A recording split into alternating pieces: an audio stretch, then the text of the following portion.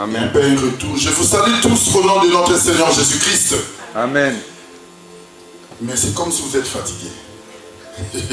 Je vous salue tous au nom de notre Seigneur Jésus-Christ. Amen. Voilà, que le Dieu de gloire vous accorde encore la paix, l'abondance, que nous puissions vivre encore la grandeur des dieux dans notre vie. Amen. Amen. Parce que nous croyons que si nous sommes présentés cet après-midi ou ce matin, ce n'est pas par rapport à notre force, mais c'est le Dieu qui nous a réveillés. Il a permis que nous puissions encore nous réunir. Amen. C'est pour ça qu'il faut avoir la joie. Lorsque tu t'approches de ces dieux, que tu saches que le Dieu que tu t'approches est capable de réaliser toutes choses dans ta vie. Amen. Je n'entends pas, vous êtes fatigués. Vous êtes déjà fatigués. Vous voyez, nous avons passé 3 mois à la maison. Vous êtes tellement habitués à rester à la maison parce que vous savez qu'il y a le live qui va commencer. Vous voyez? Maintenant, lorsque nous reprenons, tout le monde est quand même un peu faible. Amen. Je vais écouter vos amens. Je n'écoute pas. Amen. Amen. Voilà. Parce que bien aimé, lorsque nous approchons de Dieu, écoute-moi. David dit que je ne trouve que la joie lorsqu'on me dit allons dans la maison de l'Éternel. Est-ce que vous comprenez cela? Cela veut dire que la joie ne se trouve pas ailleurs, comme nous avons toujours dit. La joie ne se trouve que lorsque tu te déplaces, tu quittes ta maison pour te dresser là où il y a la maison de l'Éternel. Là où le nom de l'Éternel est glorifié. Amen. Donc nous croyons que si nous sommes déplacés, nous sommes venus en ces lieux, c'est pour écouter la véritable parole. C'est pour que le Dieu Tout-Puissant, le Dieu grand et redoutable puisse nous parler. Amen. Qui a besoin que le Seigneur puisse le parler cet après-midi? Amen. Et maintenant, lorsque tu t'approches de Dieu, sache qu'il y aura toujours une parole qui sortira pour ta vie et qui donnera l'abondance à ta vie. Amen. Amen. Parce que notre Dieu parle. Il parle. Ce n'est pas un Dieu de parle. Parce que dans le monde, il y a plusieurs dieux. Écoute-moi. Est-ce que vous comprenez cela? Dans le monde, il y a plusieurs dieux. Mais ici, nous te présentons un Dieu qui parle. Le Dieu qu'Élie avait invoqué est le Dieu qui répond par le feu. Amen. Notre Dieu, lorsque tu t'approches de lui, sache-le, même si tu avais des difficultés, même si rien ne marchait dans ta vie, même si tu avais des problèmes, sache-le que tu auras la réponse. Parce que c'est un Dieu qui répond à toutes choses. Amen. Mais si les gens de ce monde, écoute-moi, peuvent te répondre par rapport à ta situation, mais maintenant pose la question, le Dieu bon et redoutable, lorsque tu t'approches de lui, oh bien aimé, il est capable de répondre à ta situation.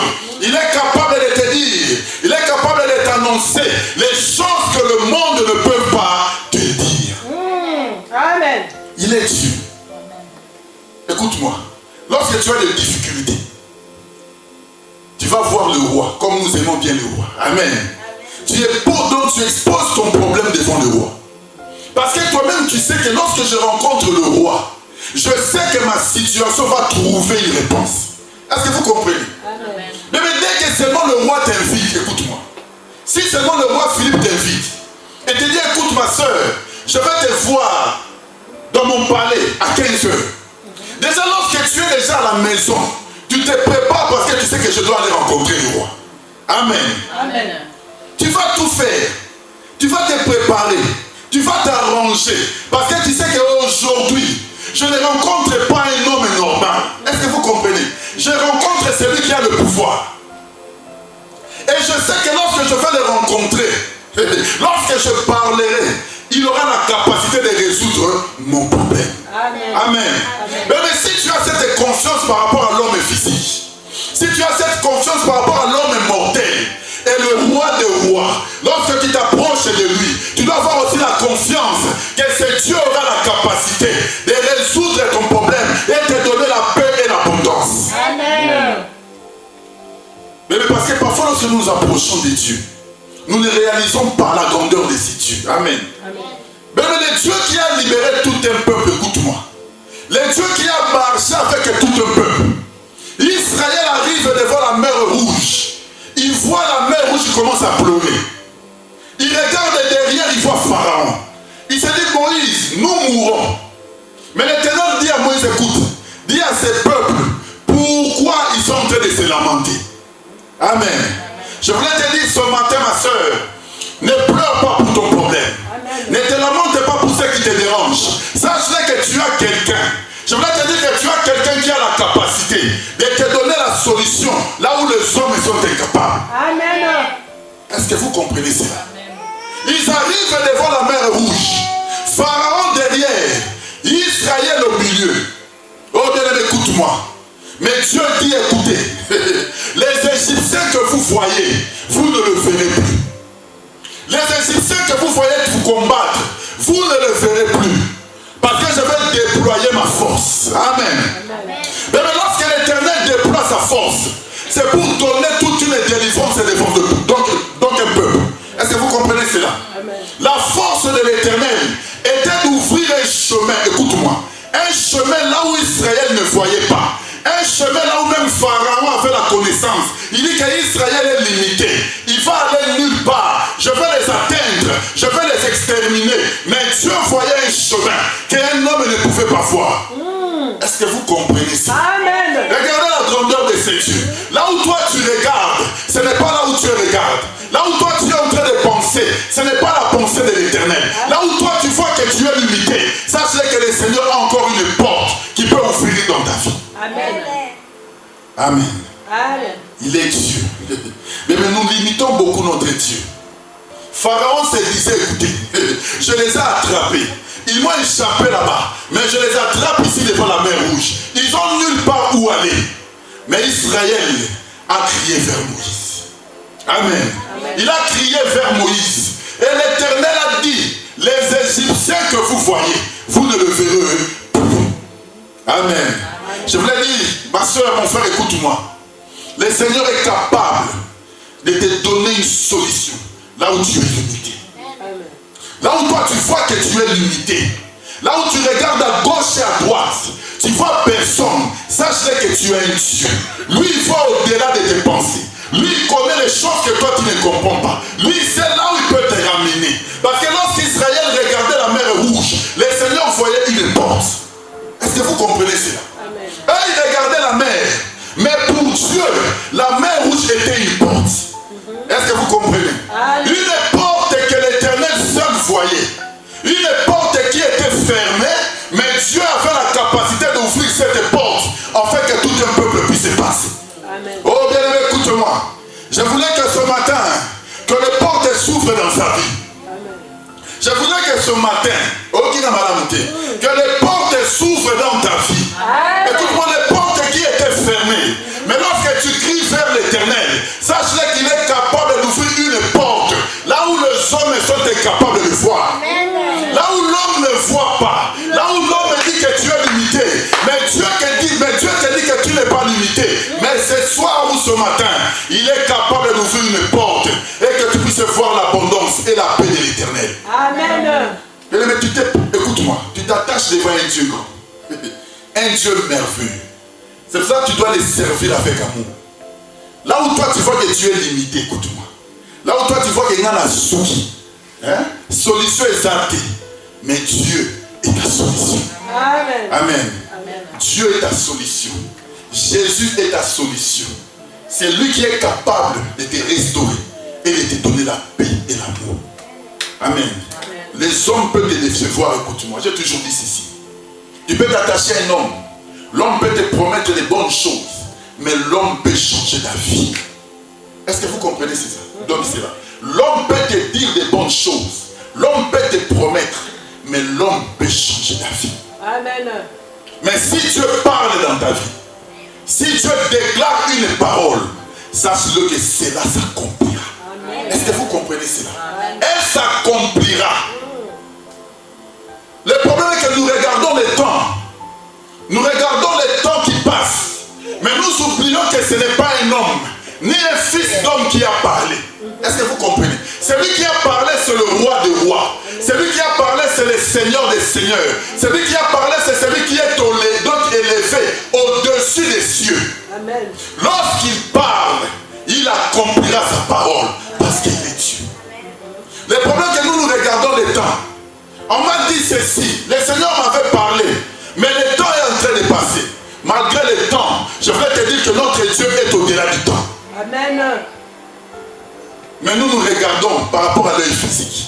Mais nous devons nous attacher aux promesses et à la grandeur de ces dieux. Amen. Que le Seigneur réalise tes promesses, qu'il réalise les projets, qu'il réalise les grandes choses dans ta vie, afin que tu continues à servir ces dieux et que tu demeures toujours dans l'abondance et dans l'amour de ces dieux grands. Amen. Il est merveilleux, notre Dieu. Mais lorsque tu t'attaches à Dieu, il ne te décevra jamais. Est-ce que vous comprenez cela? Amen. Il ne te décevra jamais. Tu peux épouser un homme, tu l'aimes bien, mais l'homme un jour va te quitter et t'abandonner avec les enfants. Mais Dieu, lorsque tu t'attaches à lui, il ne te quittera jamais. Il ne te quittera jamais parce que lui-même donne une promesse. Il dit que je serai avec vous jusqu'à la fin du monde. Amen. C'est pour cela que ta confiance et ton amour doivent toujours être attachés à ces dieux. Il est tellement merveilleux. Nous sommes tellement attachés au monde. Nous sommes tellement attachés aux gens. C'est pour ça que parfois nous sommes déçus. Amen. Nous chantons le meilleur ami, n'est-ce pas? Un meilleur ami ne peut jamais décevoir son ami. Est-ce que vous comprenez? Lorsque l'Éternel est ton ami, sachez que tu ne seras jamais déçu. Amen. Amen. Tu ne seras jamais déçu. Parce que l'ami, écoute-moi, c'est celui qui dit tout son secret. Est-ce que vous comprenez? Lorsque tu es un ami, tu te déverses à lui, tu lui confies tout, n'est-ce pas? Parce que tu sais que ton ami, peut-être il peut avoir une réponse à ton problème. Est-ce que vous comprenez? Tu peux cacher les problèmes à ton frère, tu peux cacher les problèmes à ta soeur, mais à ton ami, tu auras la capacité de tout lui dire. Amen. Amen.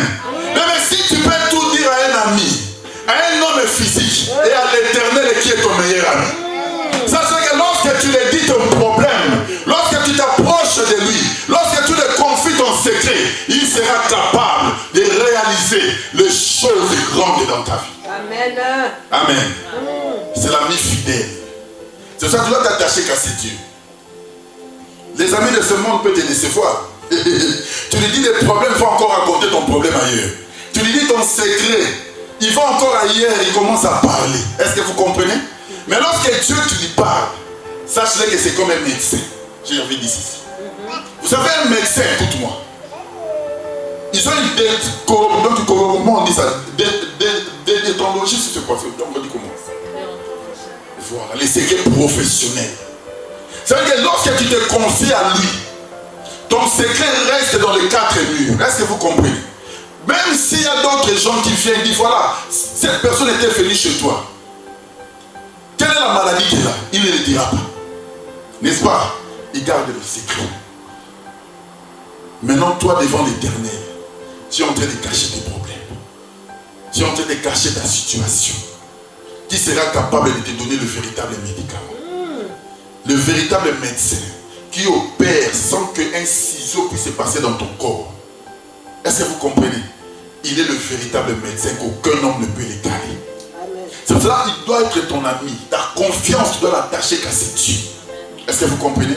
Si nous avons la capacité de confier nos problèmes au médecin et à l'Éternel, le Dieu bon et donc irréductible, tu dois te confier à l'Éternel dans tous tes projets, dans tous tes problèmes. Là où tu veux que le Seigneur puisse agir, tu te confies à l'Éternel. Parce qu'il sera capable de garder ton secret. Il sera capable de te garder. Il sera capable de te donner la solution. Là où les gens sont incapables. Amen. Et c'est le véritable médecin qui a la capacité de te prescrire même un médicament qu'un homme n'a pas créé. Est-ce que vous comprenez? Mais il y a des maladies qui sont guéries que par la parole. Il y a des maladies qui sont guéries que par la prière. Et cela, c'est un médicament que l'homme est incapable de pouvoir créer. Seul Dieu est capable de pouvoir donner une guérison dans une personne. Là où les hommes sont incapables. Mais la prière et la parole de l'Éternel a la capacité de libérer quelqu'un de mauvais esprits. Le véritable médicament que nous avons, c'est la prière et c'est la parole. Amen. Ça, c'est le médicament qu'aucun homme ne peut te prescrire. Tu peux parcourir tous les médecins du monde. Ils seront incapables de pouvoir te prescrire ces médicaments-là. Mais seul Dieu nous prescrit. Amen. Pour notre problème, afin que nous puissions être à l'abondance et à la paix de notre Dieu. Amen. Nous allons ouvrir nos Bibles. Comme nous sommes toujours en train de continuer notre marche, nous sommes dans le livre de 2 Samuel. Nous avons parlé de cela pendant tout le temps du confinement. Nous avons été bien nourris, n'est-ce pas? Amen. Parce que la parole de Dieu, c'est une bonne nourriture qui procure la paix et l'abondance. Ouvrons nos Bibles dans le livre de 2 Samuel 21.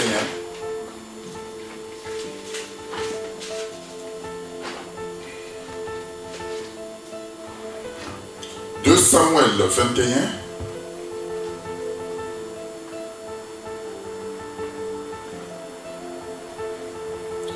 Il est tellement bon, notre Dieu nous donne la paix et nous donne l'amour. Je lis au nom du Seigneur Jésus-Christ, la Bible nous dit ceci. Du temps de David, il y eut une famine qui dura 3 ans.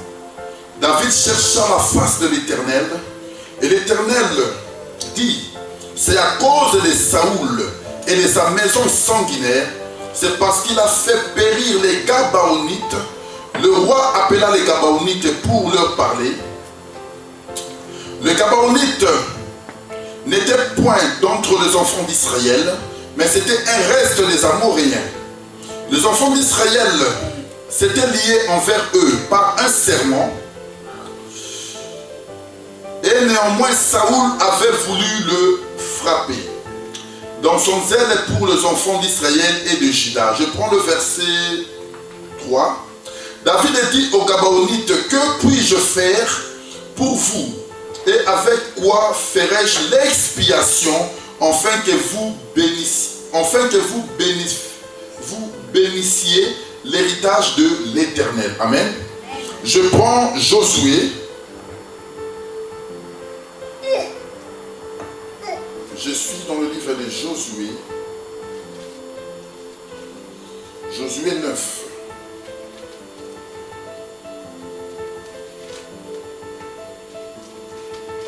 Nous l'avons dit aussi. Josué, chapitre 9. Je prends le verset 16 plutôt. 3 jours après la conclusion de cette alliance, les enfants d'Israël apprirent qu'ils étaient leurs voisins et qu'ils habitaient au milieu d'eux. Car les enfants d'Israël partirent et arrivèrent à leur ville le 3e jour. Je saute, je prends aussi le verset 26 pour la meilleure compréhension. La Bible nous dit ceci. Josué agit à leur égard comme il avait été décidé.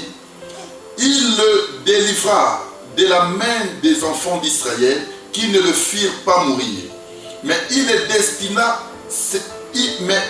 destina de ce jour à couper les bois et à puiser l'eau pour l'assemblée et pour l'autel de l'Éternel dans le lieu que l'Éternel choisira et qu'ils font encore aujourd'hui. Amen.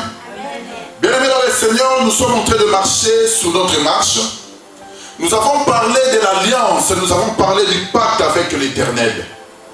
Lorsque vous lisez votre Bible dans le livre de Josué, nous avons expliqué que les Gabaonites étaient un peuple étranger, un peuple qui habitait à Canaan.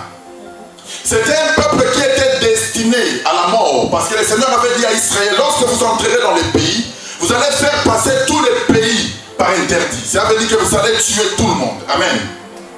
Mais les Gabaonites ont trouvé un moyen de s'échapper à cela.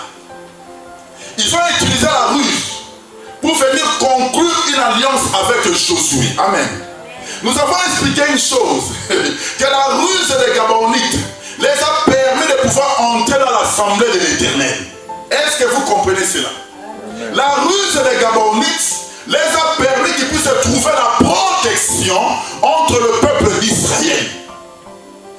C'est ça que j'ai dit ceci dans un message que j'avais dit. Il y a beaucoup de gens qui viennent dans le Seigneur, viennent seulement pour le mariage. Amen. Ils n'ont pas besoin que Dieu soit leur marche. Ils n'ont pas besoin de donner leur vie au Seigneur. Mais leur but, c'est seulement que je viens devant le Seigneur pour obtenir le mariage. Amen. Amen. Amen. Mais lorsque tu t'approches avec ces idées, nous avons expliqué que c'est aussi une ruse. Est-ce que vous comprenez?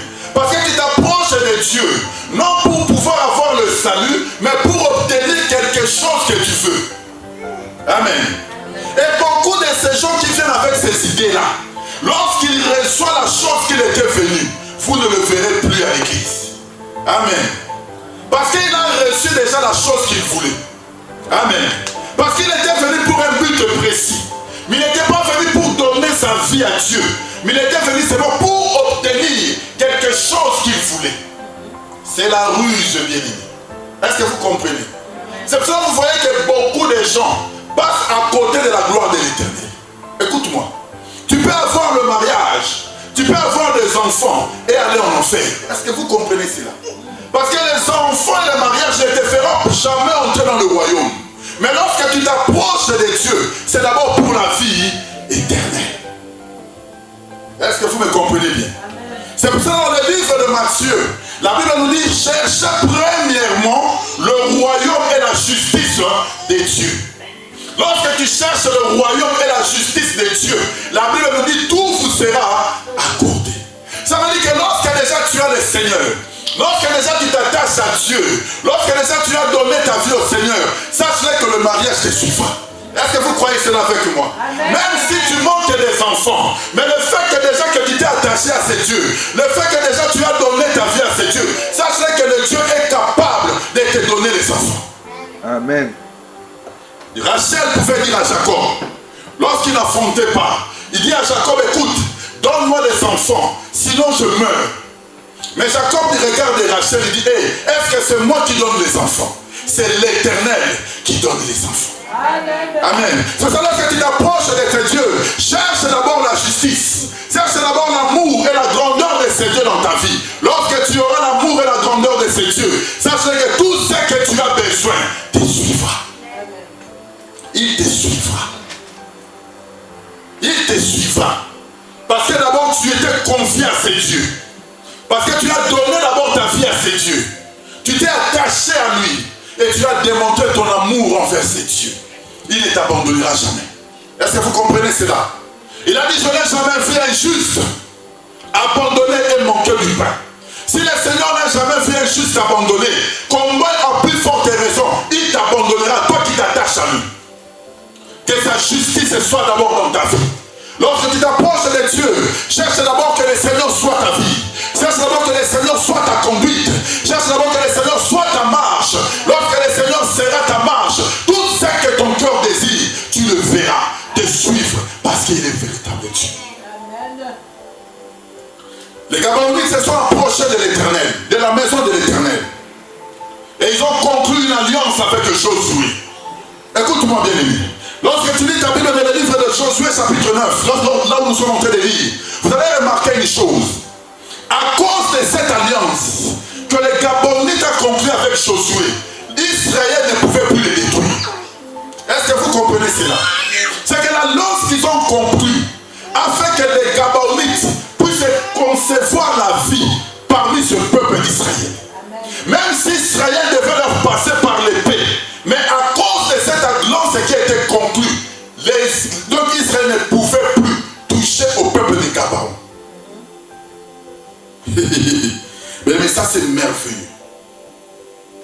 Est-ce que tu fais l'alliance avec l'Éternel? Amen. Est-ce que tu fais un pacte avec Dieu? Est-ce que ta vie, tu te dis réellement, Seigneur, je les confie entre tes mains. Je recommande ma vie entre tes mains. Seul toi, Seigneur, tu sois en marche. Lorsque ta vie est donnée à Dieu, lorsque tu conclus l'alliance avec Dieu, lorsque tu conclus l'alliance avec la parole de l'Éternel, sache que tu es sous la protection de l'Éternel. Amen. Là où même le peuple devait être détruit, mais à cause seulement de l'alliance, il ne pouvait plus toucher ce peuple.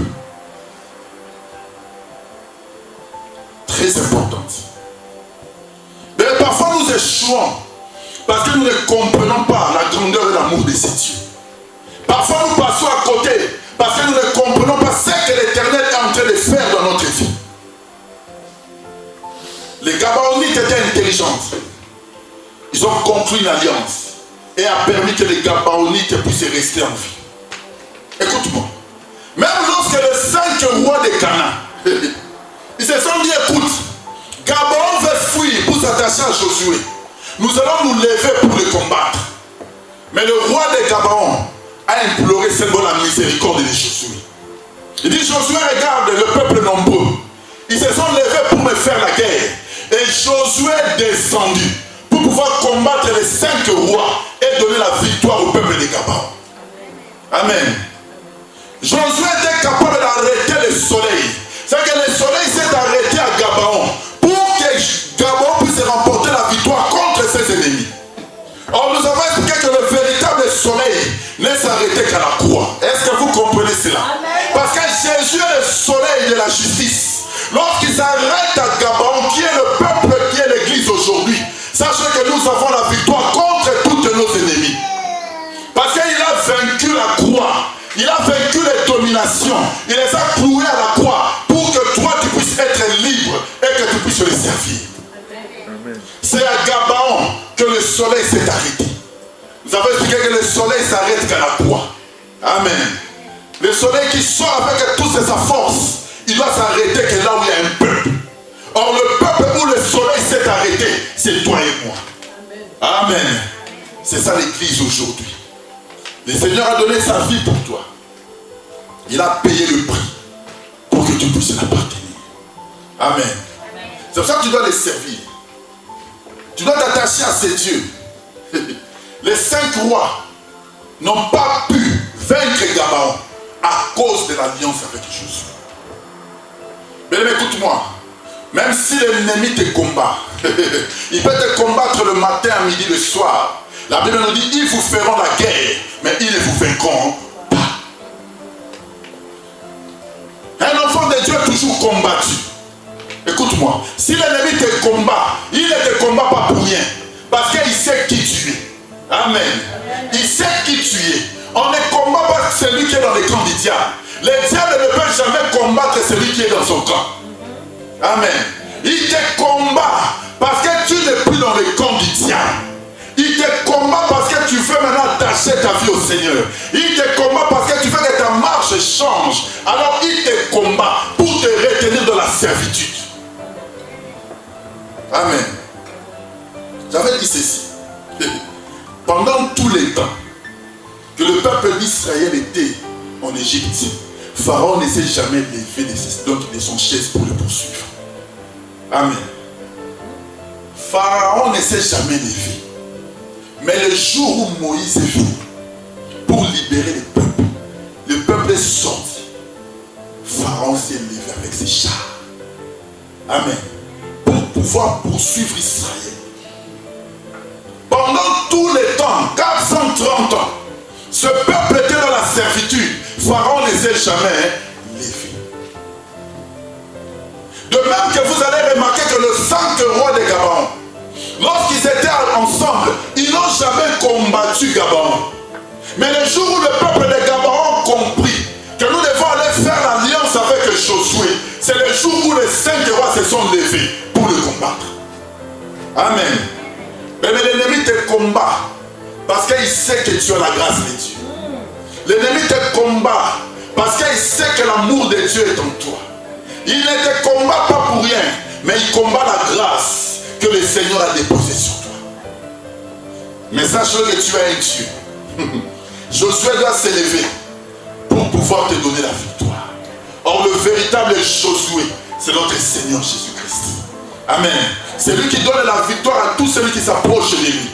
C'est lui qui donne la victoire à tout un peuple. Lorsque tu t'attaches à lui, il te donne la victoire. Parce qu'il est Dieu. Amen. Nous allons prendre nos Bibles. Nous avons lu Samuel, 2 Samuel 21. Vous allez remarquer une chose. Nous avons parlé de ça. Nous avons dit ceci. Que le premier roi qui était Saoul avait brisé l'alliance que Josué avait conclue avec le peuple de Gabaon. Mais la famine a frappé au temps de David. Pour expliquer, nous avons dit que Saint David était le deuxième roi qui avait la capacité de restaurer ce que le premier roi avait détruit. Amen. Nous avons parlé de cela. Aujourd'hui, je ne fais que la répétition. Nous avons dit ceci, que Saoul était le premier roi. Lorsque tu lis dans 1 Samuel chapitre 8, vous allez voir que Saoul était le roi que le peuple avait choisi pour pouvoir régner en Israël. Parce que l'Éternel dit à Samuel, ce peuple ne te rejette pas, mais il me rejette moi. Parce qu'ils veulent imiter le peuple étranger. Amen. Dieu leur donna un roi comme Saoul. Mais Saoul, celui qui doit briser l'alliance avec Dieu. L'alliance que Josué avait conclue, c'est Saoul qui l'a brisée. Mais lorsque David vient comme le deuxième roi, c'est dans le temps de David que le Seigneur frappe la famille de 3 ans. Et il dit à David, écoute, ce n'est pas toi. Ce n'est pas ta faute, mais c'est la faute de Saoul. Amen.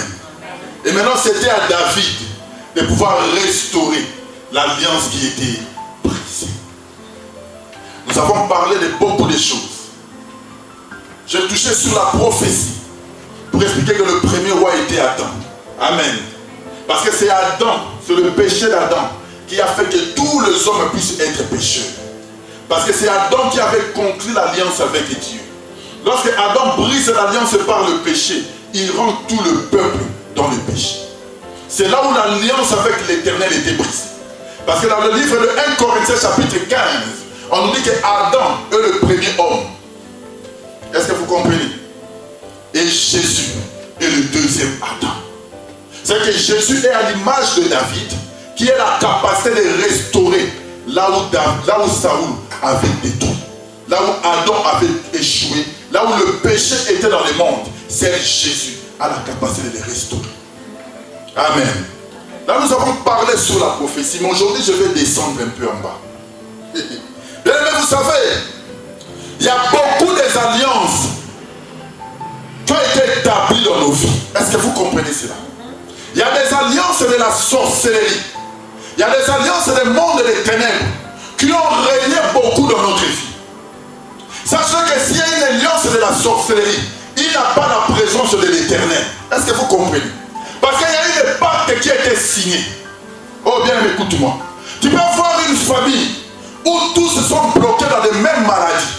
Tous meurent dans les mêmes maladies. Tous subissent la même chose. Ce sont des alliances diaboliques et sataniques. Est-ce que vous comprenez? Toi, tu n'as rien fait. Mais comme il y a eu déjà une alliance dans ta vie, sache qu'à cause du sang que tu portes, ces choses peuvent aussi t'atteindre. Amen. Il y a des choses terribles que le monde des ténèbres ont fait dans nos vies. Mais qui a la capacité de te libérer de cette alliance-là? Qui a la capacité de briser cette alliance-là?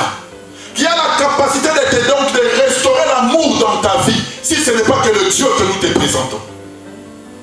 Amen. Bien aimé, écoute-moi. Même s'il y a des alliances qui étaient dans nos vies, depuis des années, ce n'est que par rapport à l'ancienne personne. Avant que tu puisses croire à la parole, sache que toute malédiction qui était dans ta famille est aussi dans ta vie. Il y a des familles, écoute-moi, eux tous meurent dans de mêmes maladies. Ce sont des alliances diaboliques et sataniques. Tous meurent dans de mêmes maladies. Moi je connais une famille, tous meurent dans la maladie de sida. Depuis le premier, le deuxième, le troisième, tous la même maladie.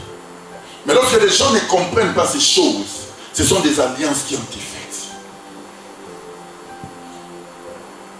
Ces choses, écoute-moi, ont de la capacité de régner dans ta vie, si seulement tu es encore l'ancienne personne. Ces choses peuvent régner dans ta vie, si seulement tu es encore dans la mauvaise vie. Si ta vie n'est pas encore donnée à Dieu, s'il n'y a pas encore eu la conversion dans ta vie, sache-le que toute malédiction dite sera aussi dans ta vie. Amen. Et c'est très important. Mais ces choses peuvent prendre fin, écoute-moi, ne peuvent prendre fin que si réellement tu tournes ton regard, si réellement il y a la meilleure ou la vraie conversion, si réellement et que tu donnes ta vie au Seigneur, c'est là où tout le pacte qui a été signé dans ta vie tombe. Amen. Il y a des pactes qui ont été faits même avant que tu puisses naître. Tu ne le connaissais même pas. Amen. Il ne marche pas. Mais sache-le que ce sont des alliances que les hommes ont faites. Amen. Amen. Mais il a fallu que le deuxième roi vienne, écoute-moi. Lorsque je parle du deuxième roi ici, je parle de roi selon le cœur de Dieu. Amen. Parce que David était le roi selon le cœur de l'Éternel. Or, lorsque nous parlons de David, nous parlons de véritable David qui est notre Seigneur Jésus. Est-ce que vous comprenez? Mais c'est Jésus a la capacité de briser toutes les pactes de l'ennemi dans ta vie. Même s'ils étaient signés avant ta naissance, sache que lorsque tu donnes ta vie au Seigneur, le pacte de la sorcellerie tombe. Amen. Parce que ces choses ont la vie ou ont le pouvoir que sur l'homme ancien. Lorsque tu n'as pas encore cru au Seigneur, tu peux subir toute la malédiction de la famille. Parce que ce pacte réside en toi. Écoute-moi, nous prenons une écriture. Jean chapitre 9. Aujourd'hui, je vais marcher dans la doctrine. C'est très important. Parce que nous ne devons pas seulement rester dans la prophétie. Amen. Amen. Il faut aussi expliquer les choses que nous vivons. Jean chapitre 9.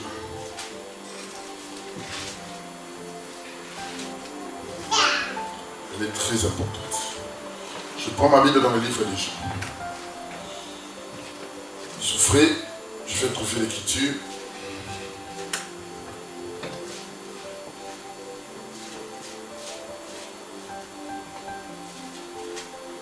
Jean chapitre 1. Je prends le verset. Je prends le verset 12. La Bible nous dit ceci. Mais à tous ceux qui l'ont reçu, à ceux qui croient en son nom, elle a donné le pouvoir de devenir enfants de Dieu.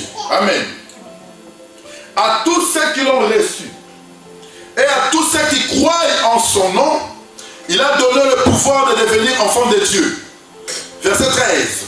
Lequel sont nés, non du sang, ni de la volonté de la chair, ni de la volonté de l'homme, mais de Dieu. Amen. Amen. Ni de la volonté de la chair, ni de la volonté de l'homme, mais de Dieu. Mais lorsque tu reçois le Seigneur, lorsque ta vie est donnée à Dieu, ça veut dire que le lien de sang tombe dans ta vie. Est-ce que vous comprenez cela? Le lien, le pacte de l'ennemi qui a été signé doit tomber. Parce que tu n'es plus dans cette famille-là. En d'autres termes, le Seigneur t'a libéré de cette famille pour te ramener dans son royaume. C'est que la nature de la vie a changé. Est-ce que vous comprenez? C'est que même s'il y avait des pactes qui étaient signés dans ta vie, ces pactes a la capacité de régner dans ta vie lorsque tu es encore l'ancienne personne. Mais lorsque ta vie change, sache que tu deviens une nouvelle créature. Amen. Amen. Bien, mais c'est pour cela que nous disons que lorsque tu comprends ces choses, tu vas commencer à reconnaître et à voir la grandeur et l'amour que c'est Dieu a accompli ces jours-là à la croix. Parce que c'est le jour où il a brisé toutes les dominations qui dominaient sur nos vies. C'est le jour où il a cloué toute la malédiction qui dominait dans ta famille. C'est le jour où il a cloué tout le projet diabolique qui était établi dans ta vie. Est-ce que vous comprenez cela? C'est ce jour-là, c'était le jour de la victoire que le Seigneur a tout accompli.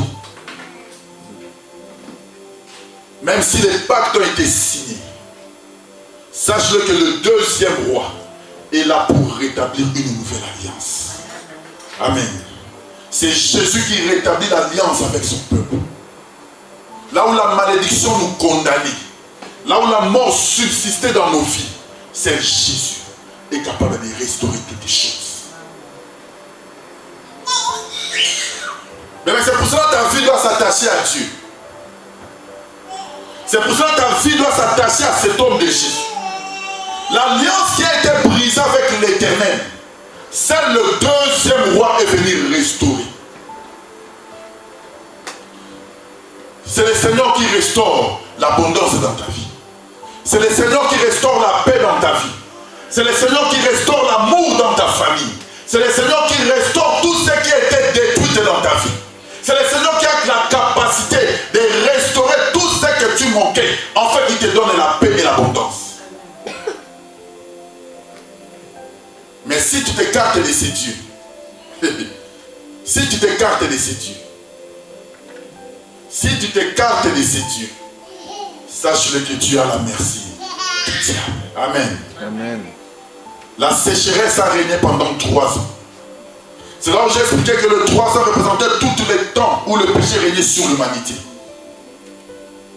Que personne n'avait la capacité de pouvoir le restaurer. Mais David est venu restaurer. Mais remarquez, nous avons parlé aussi sur la prophétie. Nous avons dit ceci. Nous avons dit que pour que Dieu puisse conclure une alliance avec Abraham, il devait demander à Abraham de prendre les animaux. Amen. Vous vous souvenez de cela encore? Vous savez que le sacrifice qu'Abraham avait fait ce jour-là, Genèse chapitre 15, a fait que lorsque l'Éternel est passé au milieu des animaux partagés, c'est là que le Seigneur pouvait conclure maintenant une alliance avec Abraham. Nous avons expliqué que les animaux partagés qui étaient le bélier, la génisse et la chèvre ne représentaient rien d'autre que le corps. Mais la tourterelle et la colombe représentaient l'esprit. Amen. Pour dire que le corps pouvait subir le jugement, mais l'esprit ne peut jamais subir le jugement. Pour cela représentait l'œuvre de la croix où le Seigneur avait tout accompli. Son corps devait porter le péché de l'humanité. Ce n'est pas pour rien que les animaux avaient 3 ans. J'ai expliqué que depuis la 9e heure, depuis la 6e heure, qui était 12 heures, jusqu'à la 9e heure qui est 15 heures, il y a eu des ténèbres qui a battu sur ce corps des hommes. Et c'était le temps où le Seigneur était en train de porter tout le jugement de tout un peuple. Amen. Cela veut dire, j'ai dit ceci, que l'alliance avec Dieu n'est restaurée que par le sacrifice. C'est que c'est le sacrifice du Seigneur Jésus qui a fait que nous qui étions éloignés de la maison, que nous puissions restaurer, retourner dans sa maison par la grandeur et par son amour. Amen. Remarquez, aujourd'hui je vais passer vite, nous sommes toujours dans le livre de 2 Samuel. Remarquez une chose, parce que nous courons aussi vite pour le temps, nous n'avons pas beaucoup de temps. Aujourd'hui nous avons essayé de retourner, et puis le dimanche prochain nous allons essayer d'avancer par rapport à notre enseignement. Je prends 2 Samuel 21.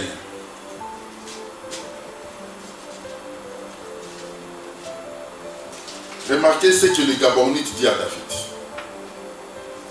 Il dit quelque chose de très important. 2 Samuel 21. Il dit ceci.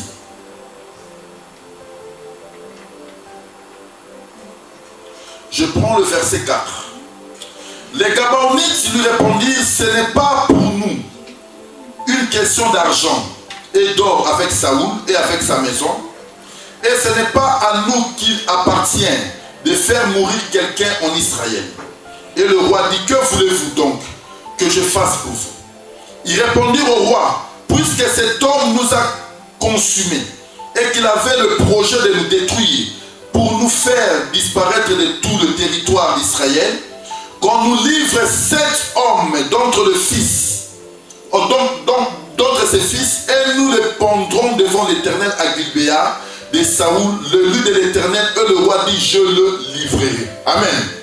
Est-ce que vous avez compris lorsque je parle que l'alliance pour être rétablie, il n'y a que les sacrifices?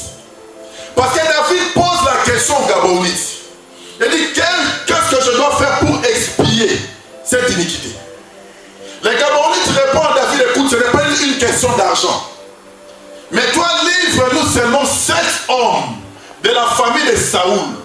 Et nous allons les pendre. Et cela vous fera que nous puissions retourner dans l'alliance avec l'Éternel. Amen. Est-ce que vous comprenez cela?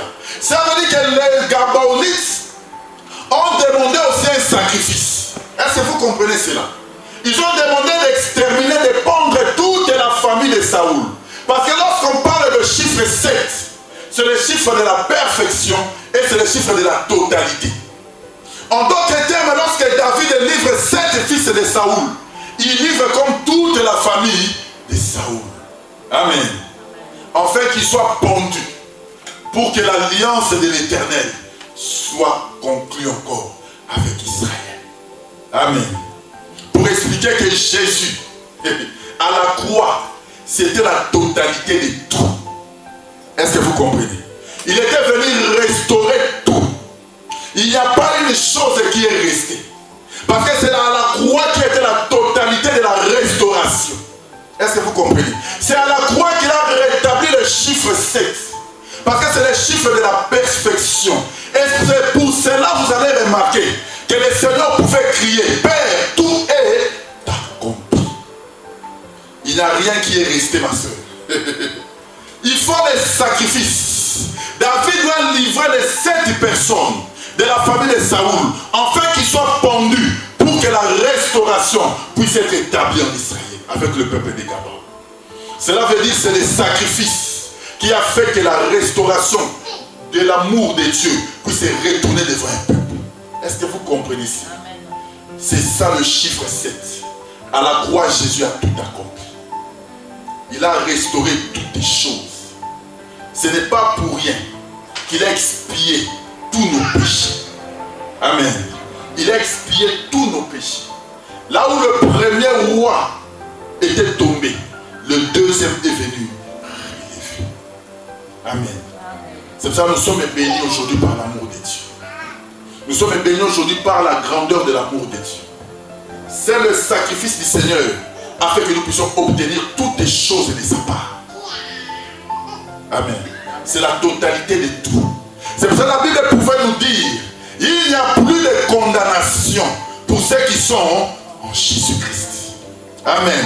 Il n'y a plus de condamnation parce que cet homme t'a libéré de la malédiction de la famille. Parce que cet homme t'a libéré de la sorcellerie. Il t'a libéré de tout projet diabolique. Il n'y a aucune condamnation qui peut peser encore dans ta vie. Parce que ce jour-là, il a tout accompli. Amen. Il a accompli le merveille dans ta vie pour que nous puissions les servir et les lever. C'est ça que nous les servons avec amour. Parce que nous savons que cet homme est notre protecteur et notre guide. Amen. Il est le véritable Dieu. Sans lui, nous ne sommes rien. Prenons une dernière écriture pour terminer. Parce que...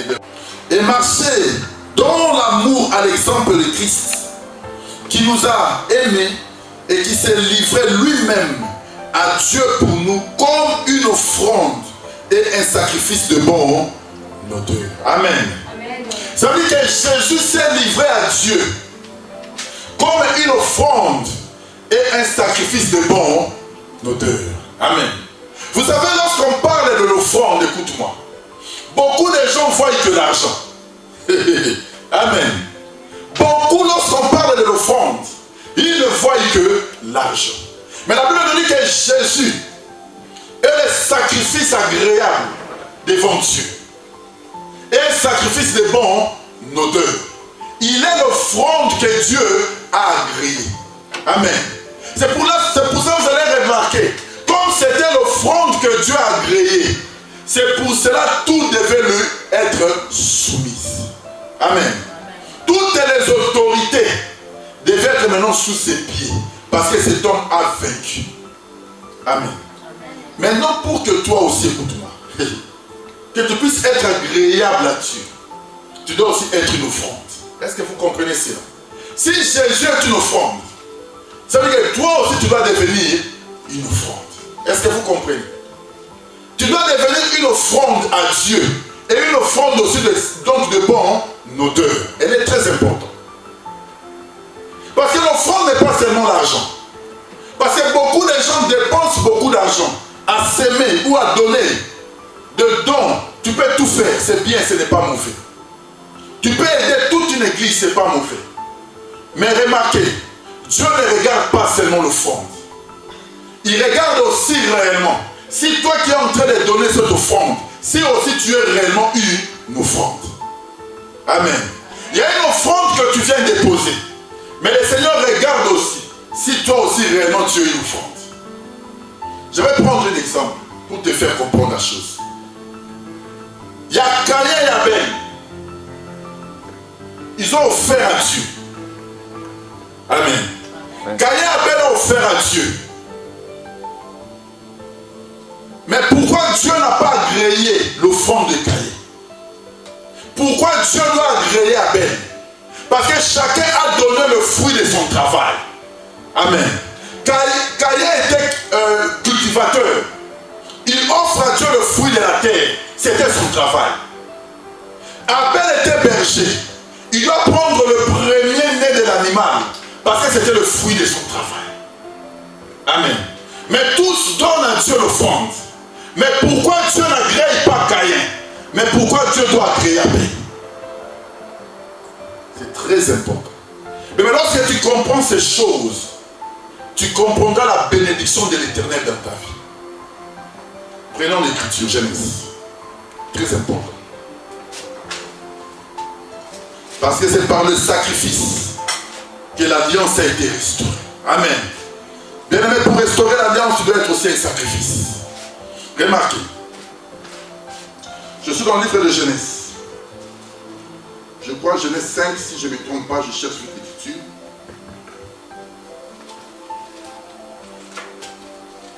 Genèse 4. La Bible nous dit ceci. Au bout de quelques temps, pardon, je prends 3.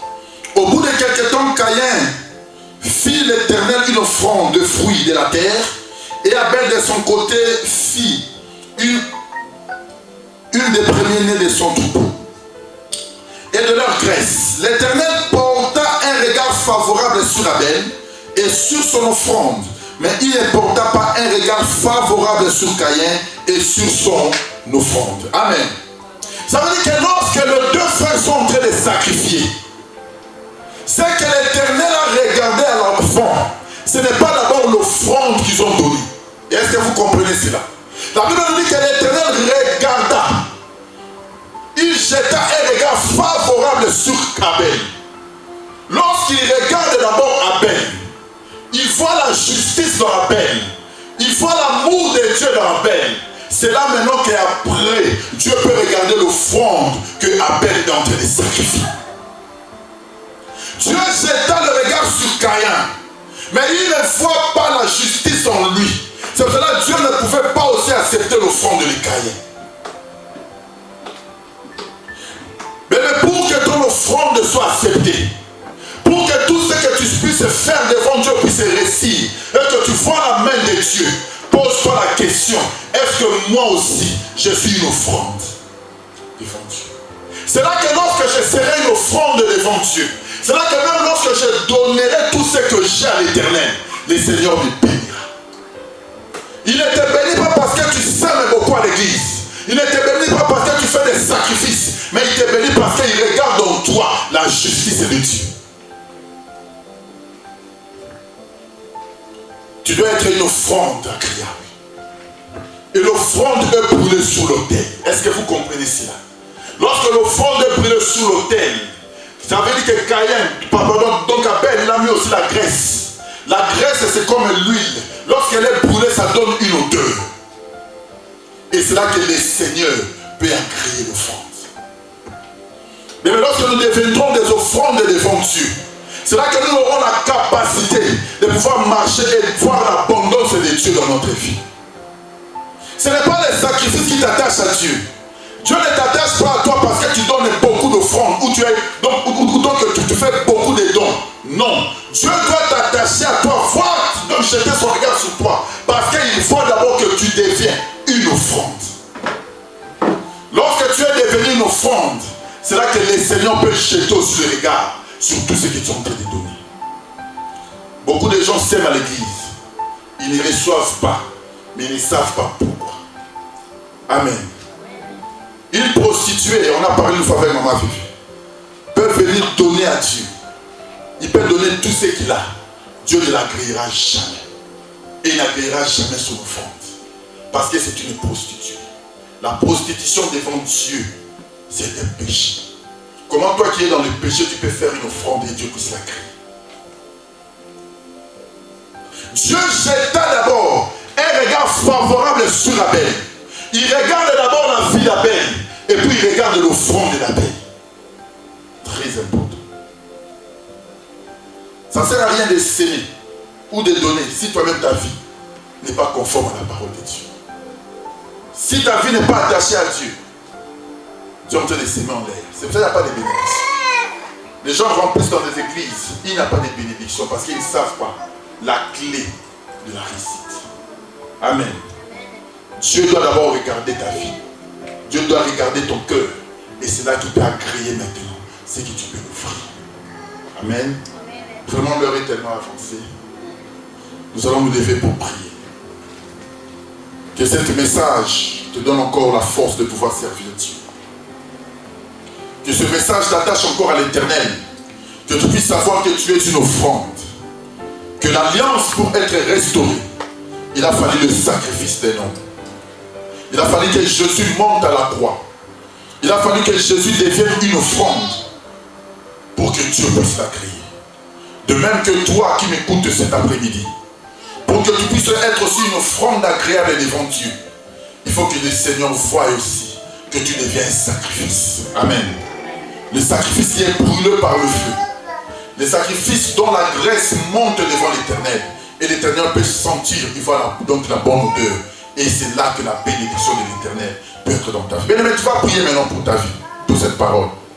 Tu vas dire, Seigneur, je vais écouter aujourd'hui que tu as déclaré dans ta parole que c'est l'offrande, si je suis une offrande agréable devant toi, c'est là que tu peux jeter un regard sur moi, comme tu as jeté sur Abel. Mais tu vas prier maintenant que tu puisses être une bonne offrande devant les seigneurs. Tu vas dire, Seigneur, je vais te servir, je vais donc te suivre, mais je veux que, Seigneur, que je sois aussi une offrande agréable devant toi, afin que tu puisses m'agréer, m'accepter et que je voie la candeur de ces dieux. Prions tous au nom du Seigneur Jésus-Christ. Père de gloire, nous sommes là dans ta présence. Seigneur, je vais te lever cet après-midi parce que tu es Dieu. Je vais encore, Seigneur, devant ton nom, Yahweh. Toi, tu es le véritable Dieu. Le Dieu qui rétablit toutes les choses. Le Dieu qui restaure toutes les choses. Restaure, Seigneur, ma vie ce soir. Que je sois une offrande agréable, Papa. J'ai appris aujourd'hui, Seigneur, que tu ne regardes pas d'abord ce que je donne. Tu ne regardes pas les sacrifices que je fais. Mais tu regardes d'abord ma vie. S'il y a la justice en moi. Père de gloire, je veux que ta justice cet après-midi puisse te démontrer dans la vie d'une personne, Yahweh. Devant ton peuple qui te suit, Seigneur, ce matin. Devant ce peuple qui s'approche de toi ce matin. Que ta justice puisse se démontrer devant eux. Qu'ils puissent être des offrandes agréables, Seigneur. Et que tu puisses les accepter, Yahweh. Qu'ils puissent voir la lumière dans leur vie. Parce que toi, tu es le véritable Dieu. Le Dieu pas redoutable, c'est toi, Seigneur. Yahweh, nous recommandons, Seigneur, ce moment entre tes mains. Je sais que je suis incapable, Seigneur, de me tenir dans ta présence. Je sais que je suis incapable d'être devant ton nom. Mais Seigneur, donne-moi encore la force d'être devant ta grandeur et que je puisse voir ta lumière. Éclairer encore ma vie. Au nom puissant de notre Seigneur Jésus-Christ. Amen.